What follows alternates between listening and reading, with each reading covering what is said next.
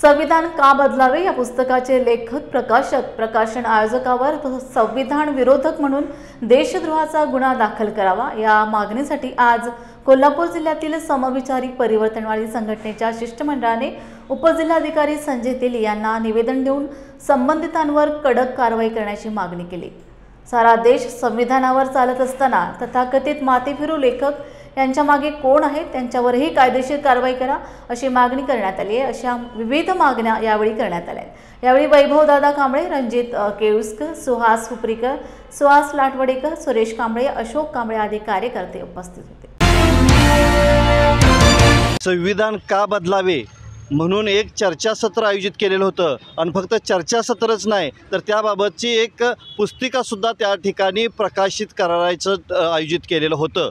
या देशाचं दुर्दैव असं की ज्या संपूर्ण देश ज्या संविधानावर चालतोय त्या संविधानाला चॅलेंज येतली काही अपप्रवृत्ती करत आहे आणि इथल्या देशातल्या व्यवस्थेलाच या ठिकाणी हात घालत आहे। ही दुर्दैवी बाब आहे। त्यामुळं अशा वेळेला अशा लोकांच्याकडं पोलिसांच्याकडून या ठिकाणी देशद्रोहासारखा गुन्हा दाखल करायला पाहिजे। कारण नको त्या ठिकाणी तुम्ही जर संविधानच बदलायला पाहिजे, संविधान बदलायला पाहिजे आणि त्याचे सगळं वेगळी मनुस्मृतीचं किंवा वेगळे कायदा या ठिकाणी आणायचं काम जर कोण करणार असेल आणि त्याची जर पार्श्वभूमी कोण तयार करणार असेल तर आम्ही परिवर्तनवादी चळवळीतली लोक कधीही शांत बसणार नाही। हे सगळा त्यांचा जो कट आहे ती उधळून लावल्याशिवाय राहणार नाही। म्हणून गेल्या आठवड्यातला तो कार्यक्रमाला त्या ठिकाणी विरोध केलाच, त्यामुळे तो रद्द झाला आणि आम्ही संपूर्ण महाराष्ट्रामध्ये या ठिकाणी प्रत्येक जिल्हाधिकारी कार्यालयामध्ये जाऊन निवेदन देतोय, जिल्हा पोलीस प्रमुखांना या ठिकाणी निवेदन देतोय आणि असे देशद्रोही कृत्यांवर या ठिकाणी जबर गुन्हा दाखल केला पाहिजे। उठसूट एखाद्या किरकोळ कारणासाठी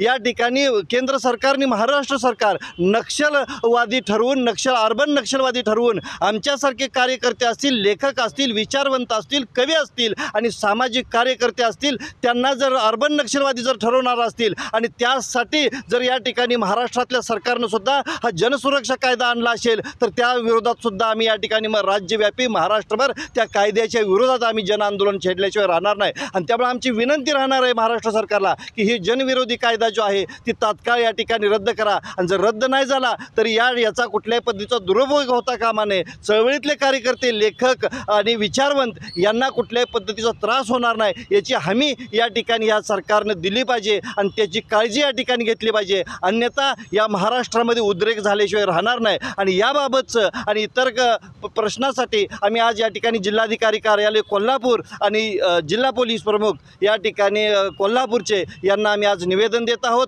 त्यांनी या ठिकाणी शासनाला योग्य त्या पुढच्या खबरदारीसाठी पत्रव्यवहार करावा आणि जर या ठिकाणी अशाच पद्धतीनं जर संविधानाच्या बाबत जर वेगवेगळे कार्यक्रम करत असतील तर मात्र परिवर्तनवादी चळवळीतल्या कार्यकर्त्यांचा उद्रेक झाल्याशिवाय राहणार नाही हा इशारा मी या ठिकाणी शासनाला देत आहे।